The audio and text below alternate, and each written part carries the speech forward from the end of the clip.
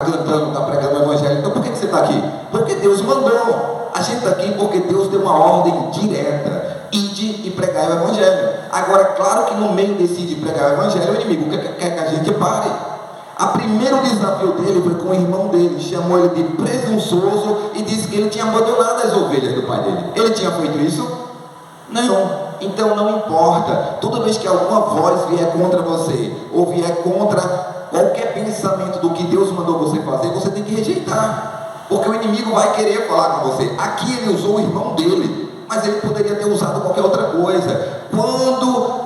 Olha só, presta atenção. Toda vez que Deus te mandar fazer alguma coisa, vai vir uma voz dizendo que não faça. Quem é que assistiu a Paixão de Cristo? Vocês viram a Paixão de Cristo, que do lado quando Jesus estava sofrendo lá e esperando lá no Getsemane, tem um demônio. E um demônio lá que foi muito bem feito o negócio lá, e Jesus suando, e o demônio estava lá. Ou seja, Satanás estava lá todo o tempo pensando que estava vencendo Jesus. Ele estava pensando que estava vencendo. Então toda vez que tem uma coisa boa para você fazer, às vezes Deus vai lá e coloca no teu coração: faz isso, algo bom para Deus, algo assim maravilhoso para a obra de Deus. Não passa meia hora, vem um pensamento mal: será que isso vai dar certo? Isso vai ser cansativo?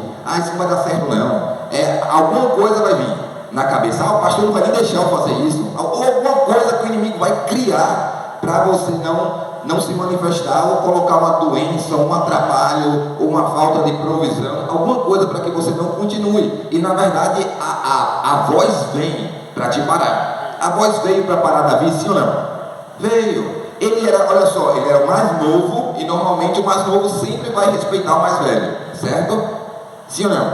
Sim. Só quando a autoridade maior era quem? Era Eliabe ou era o pai dele? Era o pai dele.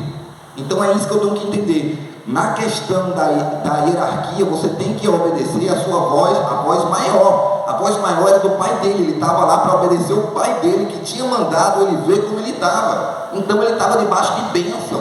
Então, se você está debaixo de bênção, está obedecendo a palavra de Deus, quando vier a voz negativa para lhe parar, você tem que saber lidar com ela e não aceitar cair no seu coração e continuar fazendo o que Deus mandou. Porque a voz vem, o inimigo quer te parar. A Bíblia diz que a nossa luta não é contra carne nem sangue. A luta dele não era contra Eliabe, não era o irmão dele, não. Era o inimigo que não queria que Davi chegasse até Golias, porque se ele chegasse até Golias, ele sabia a intimidade que Davi tinha com Deus. Então eu vou usar quem eu puder usar para parar Davi antes de chegar lá, porque se ele chegar lá, o fogo cai.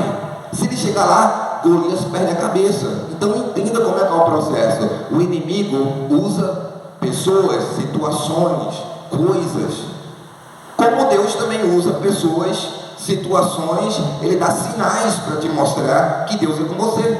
Agora você tem que entender que você tem que estar muito apegado à palavra de Deus para não desistir na hora da tribulação. Jesus no barco dizendo para os discípulos: atravessa daqui para o outro lado. Atravessa. Jesus basicamente empurrou os discípulos dentro do barco. Entra nesse barco e vai para o outro lado. Jesus, o próprio homem, Jesus empurrou, vai para o outro lado. Depois que Jesus deixa o barco indo, o que acontece? Vem um grande turbilhão, um grande vendaval, e eles pensavam que ia morrer. Mas quem que colocou eles no barco? Jesus. Então quem que ia assegurar que eles iam chegar do outro lado? Jesus. Mas quando você está no meio, a mesma distância de você continuar é a mesma distância de você voltar no meio de uma tempestade. Só que voltar você perde e ir você ganha. Ou seja, no meio da tempestade Jesus aparece. O que é que eles imaginam quando Jesus aparece? É um fantasma. Não imaginavam que era Deus. O medo não te faz enxergar Deus. O medo te faz enxergar o inimigo. Mas às vezes é Deus que está fazendo o negócio. Foi Deus que mandou aquela tempestade. Tanto é que quando Jesus chegou no meio da tempestade e eles viram um fantasma, Pedro falou: se é tu mesmo, me manda eu ir andar sobre as águas. Eles vêm. Onde foi que quem teve a maior experiência sobrenatural? Pedro. Mas foi aonde? No meio da maior tempestade. É no meio da maior tempestade da sua vida que vem a maior bênção. É no meio da maior tempestade, da maior luta que vem a sua bênção. E é antes de você chegar na sua maior luta que vem as maiores provações. Davi estava sendo provado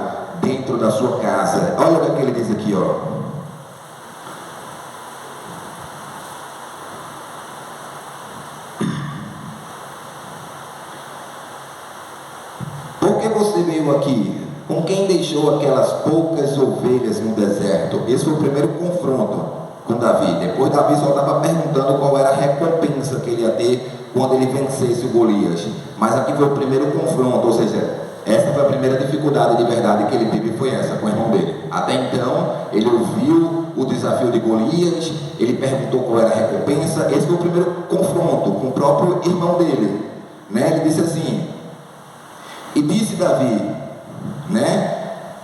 O que fiz agora? O versículo 29. O que fiz agora? Será que não posso nem mesmo conversar? Ele então se virou para o outro e perguntou a mesma coisa, e o homem respondeu, deu-lhe como antes. As palavras de Davi chegaram aos ouvidos de Saul, que mandou chamar. Olha só, diga assim, Davi perguntou a mesma coisa. O que Davi perguntou? Qual é a recompensa? Entendeu? Não é o que eu tenho que passar, mas qual é a recompensa? É isso que eu tenho que entender. Se as minhas palavras mudarem, a minha vida muda. Ele não estava ligando porque o irmão dele veio tentar parar ele. Ele não estava ligando que o gigante era muito grande, que o problema era muito grande. Ele estava de olho na promessa, na recompensa. E ele perguntou 3 vezes: e o que vai receber quem derrotar esse gigante? E o que eu vou receber se eu vencer essa luta? Que tal você pensar dessa maneira? Se eu vencer essa batalha interior, o que eu vou ganhar? Se eu vencer essa dor, o que eu vou ganhar? Se eu continuar indo, o que eu vou ganhar? Se eu continuar evangelizando, orando e perseverando, o que eu vou ganhar? Você vai ganhar a coroa da vida eterna. Você vai ganhar o direito de entrar no livro da vida, aos que perseverarem até o final. Eu tenho que entender que não é só você. Pense numa coisa aqui, ó. Você está vendo as pessoas que aqui estão? Todos passam pelas mesmas lutas. Lembra do profeta Elias? Ele dizia assim: eu sou o único. Não era o único, tinha mais 7.000 que não tinham sido obrado a Baal. O negócio é que quando o negócio esquenta, a gente quer só a gente, mas todos nós passamos por lutas que ninguém sabe. Todos nós passamos por lutas de suar gota de sangue às vezes, que ninguém sabe. Mas a diferença é o seguinte: quando você está olhando para a promessa, você não vai parar, porque você está olhando para aquele que te prometeu, que é fiel para cumprir. Se eu te prometer uma coisa que eu não posso cumprir, é capaz de você nunca receber, porque eu não tenho para dar. Mas quando Deus te promete algo, Ele tem para dar, e Ele é fiel para cumprir. Sim ou não?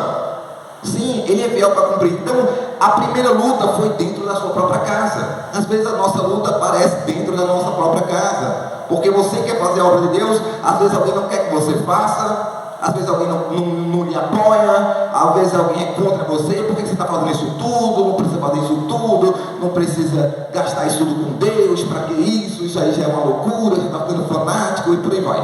Tem muitas lutas que começam na sua própria casa, né? Não fala, não, isso aí para quê? Né? Outras vezes você está na seita errada, não sei o que, fala um monte de coisa, perseguição para quem está começando a sua vida na igreja. Não é fácil você ser cobrado por pessoas às vezes mais velhas que você, e você dizer que você está sendo genuíno, buscando a Bíblia verdadeira, e as pessoas tentando lhe parar. Mas não foi diferente com Davi. A questão é quem a gente está ouvindo. E ele estava ouvindo a voz de Deus, ele sentia no coração dele, ele tinha uma unção, uma presença de Deus sobre a vida dele, que dizia para ele continuar, e que ele iria ter recompensa. Diga assim: quem continua tem recompensa, e vem dele, ó.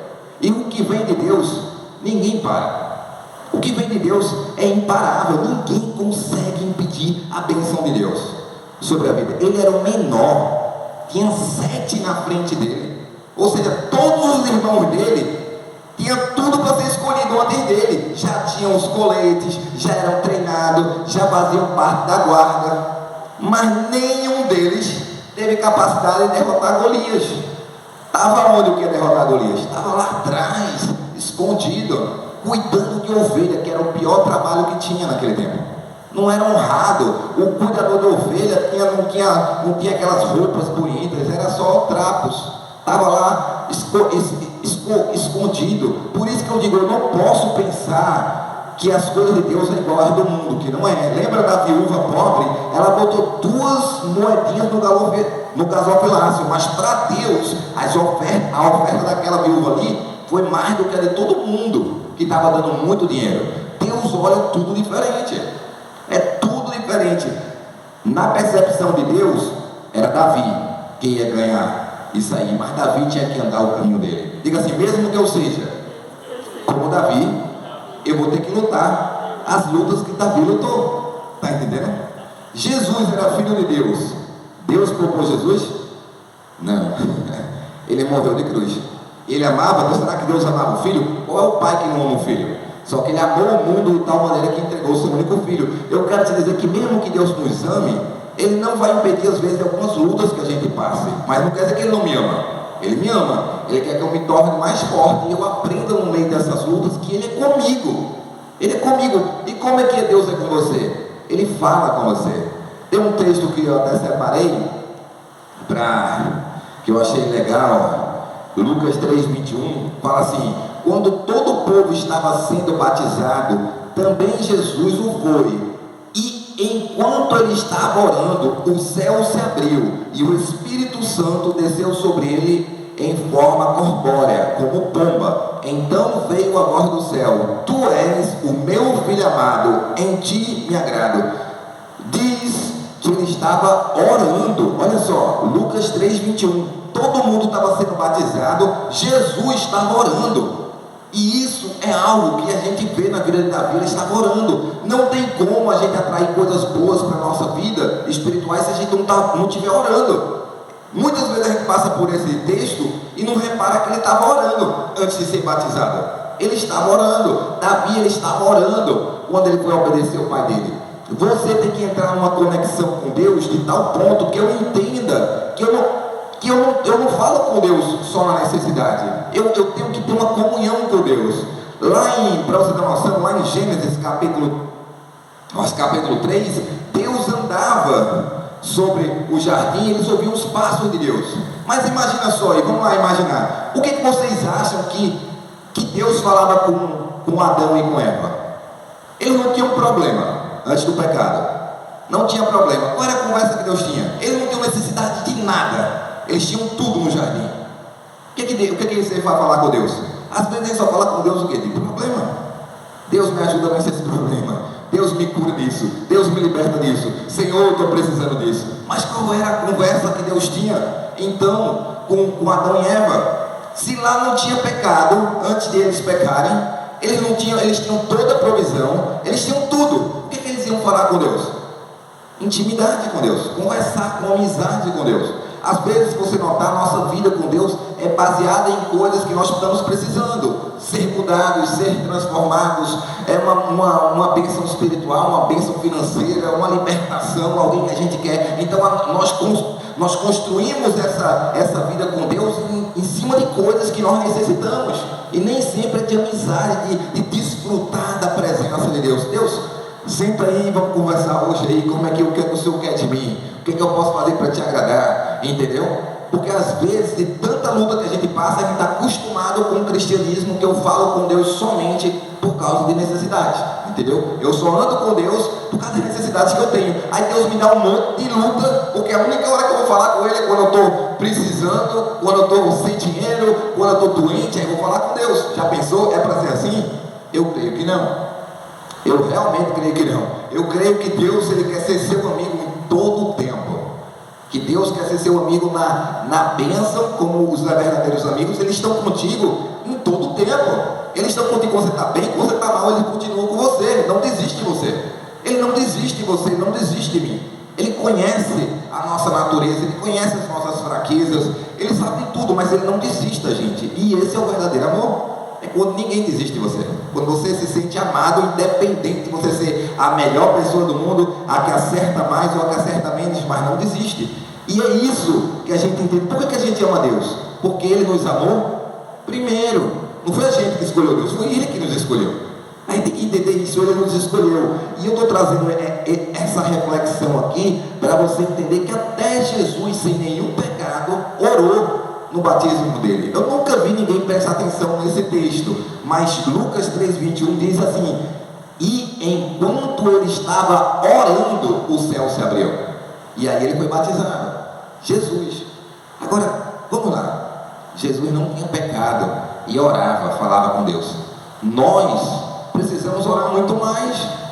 A gente não vê tanto o céu se abrir porque às vezes a gente ora pouco.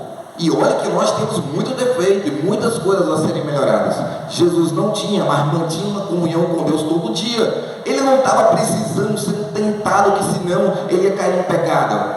Mas todo dia de manhã ele estava onde? No monte. Todo dia de manhã ele estava tirando o tempo dele com Deus. Ele não esquecia o tempo dele com Deus, porque aquilo era um prazer.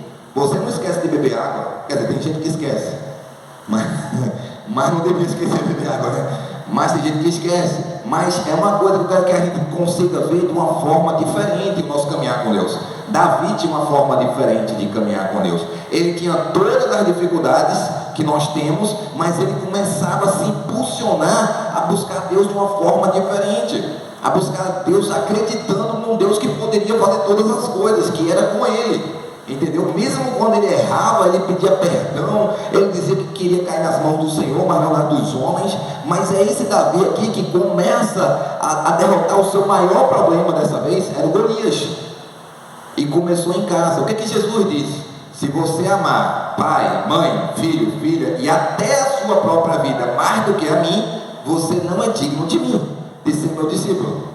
Ou seja, a gente acha que naquele tempo do Velho Testamento era mais difícil, mas não era. Naquele tempo você tem que obedecer e dar 10%, obedecer algumas regras. No Novo Testamento é mais difícil, por quê? Porque Deus pede simplesmente tudo. Lembra do jovem rico? Ele já obedecia, ele já fazia tudo, honrava pai e mãe, mas o que ele disse?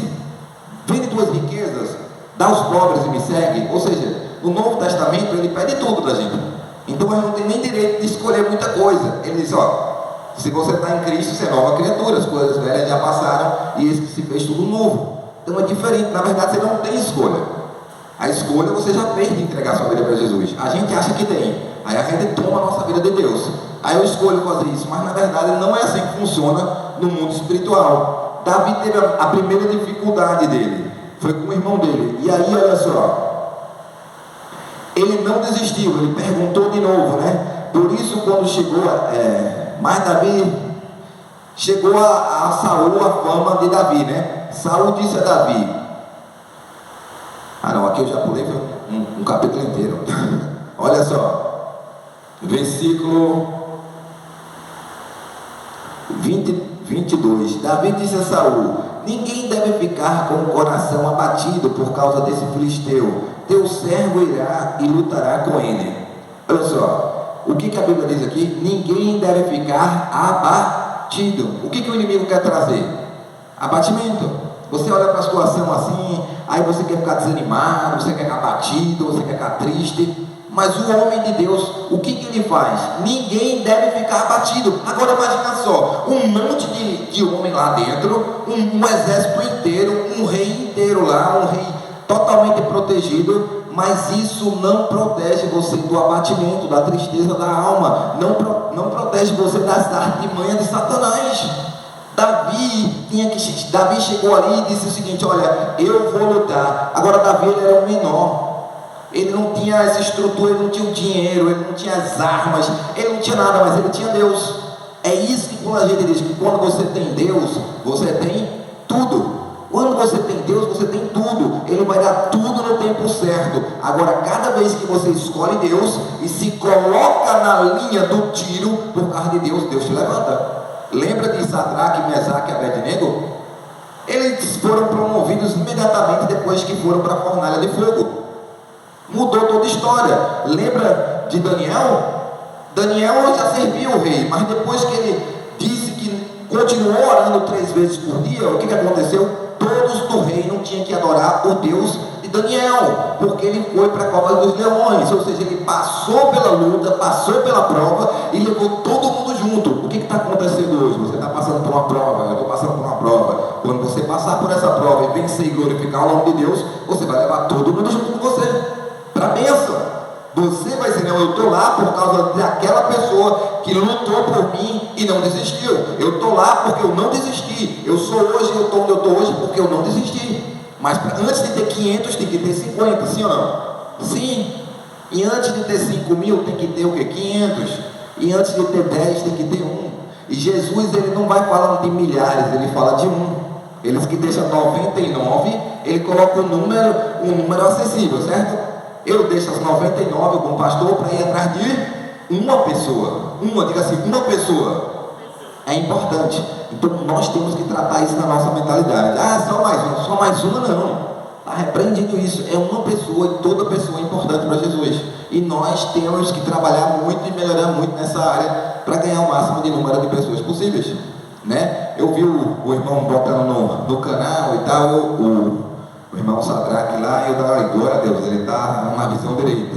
A gente veio fazer visita aqui, aí veio fazer visita aqui, fazer visita lá perto da casa do Naíris, aí veio fazer visita lá com o seu Martins, fazer um monte de visita. Eu vi quantas pessoas estão precisando de visitas, quantas pessoas estão precisando de oração. Vou fazer outras visitas hoje, gente precisando de oração, de cura, que está tonto, que está em casa, que está doente.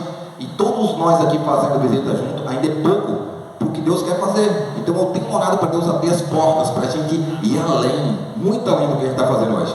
Está tempo integral mesmo, fazendo com a mão na massa. E eu creio que Deus está abrindo esse tempo para a gente entrar aí. Olha só, Davi disse, ninguém deve ficar com o coração abatido por causa desse filisteu. Teu servo irá e lutará com ele. Será que você tem chego para as pessoas e tem dito, olha, não fica abatida com isso não, eu vou entrar nessa luta contigo. Não fica abatido com isso não, eu vou entrar nessa luta contigo. Ei, me ajuda nessa luta aí. Porque do mesmo jeito que você luta, e quando você pede, você é humilde, você pede ajuda a outra pessoa, conta para Deus também. Ei, me ajuda nessa luta aí, me ajuda nesse negócio aí, eu estou precisando da tua ajuda, eu estou precisando de ti, ajuda em oração, me cobre de oração, eu estou indo lá. Lembra de Davi, quando Davi ia para as guerras, quem ia com ele? Jonatas, ele era o escudeiro ia na frente, Davi ia atrás, era uma dupla. Quando Jesus mandou para evangelizar, ele mandou o quê? De 2 em 2.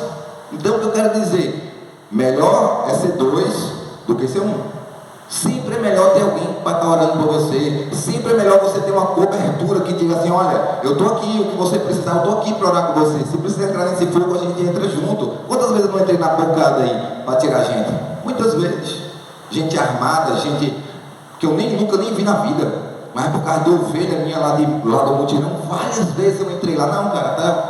Como o pessoal conhecia naquele tempo, eu tirei muita gente de lá. Mandar para São Paulo e mandar para Manaus e mandar para outros lugares para salvar vidas. Muitas pessoas mesmo, que naquele tempo eu cheguei era mais na rua mesmo.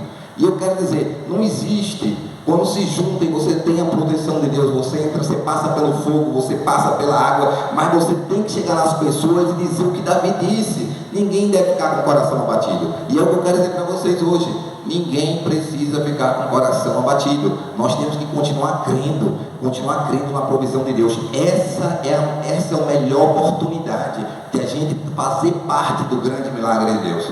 Você está aqui hoje para fazer o grande milagre, ver os gigantes caírem. Porque a gente sabe todo tipo de luta. Olha só, você está vendo essas paredes aqui? Está vendo essa telha aqui? Está vendo esse chão aqui? Isso é um milagre. Alguns anos atrás, nem vou muito longe, a gente via que a gente orava por isso aqui. A gente orava, mas aqui era só balame, aqui era só mato. A gente veio limpar aqui, lembra? Vocês vieram limpar aqui da primeira vez, não estava nem nessa limpeza, mas era cheio de coisa aqui dentro, era cheio de mato aqui dentro. Então Deus, ele vai fazendo. E o que a Bíblia diz? Aquele que começou a boa obra há de terminar. Então hoje aqui já é um grande milagre isso aqui é uma igreja grande, uma igreja abençoada. Agora esse bairro aqui foi um desafio quando a gente entrou aqui. Eu tenho que dar testemunho do quanto que pessoas já passaram por lutas aqui dentro, né? Eu sei que tem um guerreiro aqui ouvindo aí, mas já passou até por facada, né? E está vivo para contar quantas lutas espirituais a gente não passou aqui, mas estamos aqui. Então a gente tem que entender que existem forças espirituais do mal. Golias dizendo, ei, para, ei, não adianta, ei, desiste. Mas nós não estamos aqui para desistir, nós estamos aqui para continuar. É difícil? Mas nós não estamos aqui para dizer que é difícil. Quer qual é o tema da mensagem de hoje? Mude suas palavras e mude sua vida. Nós somos mais do que vencedores. Davi era minoria, ele era um. Existia mais de 500 outros soldados, mas um fez a diferença. Um com coragem vale mais do que 500 com medo. Um cheio do Espírito Santo vale mais do que 500 na caverna. Lembra de Elias? No tempo de Elias tinha 100, 200 profetas na caverna, calado. Mas eles não, vocês estão calados, fica aí que eu vou lá. E ele foi sozinho enfrentar Acabe e Jezabel. E Deus fez o quê? Mandou cair fogo do céu. Davi, ele foi na presença do rei. Por quê? Por causa das palavras dele. Diga assim: as minhas palavras podem me levar à presença do rei. Qual eram as palavras de Davi? Não tema. Quando o anjo aparecia, o que ele dizia? Não tenha medo, não tema, vai passar, a turbulência vai passar. Quando o demônio estava atormentando a filha da mulher lá, o que a mulher falou? Uma palavra. Jesus disse: por causa da tua palavra, tua filha foi curada. Por causa da tua resposta, a tua fé te salvou, mulher. Ou seja, o que você está falando para o seu problema hoje? Em que testemunho você vai acreditar? No do inimigo ou no de Deus?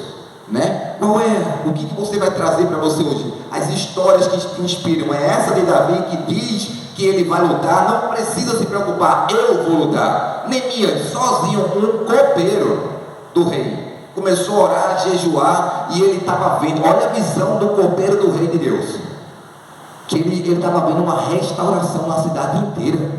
Era um copeiro. Aí a gente pensa que tem que ter a formação, ou tem que ser bom de luta. Não, você tem que ser bom de intimidade com Deus. Ele viu no espírito dele aquela cidade toda reconstruída, e ele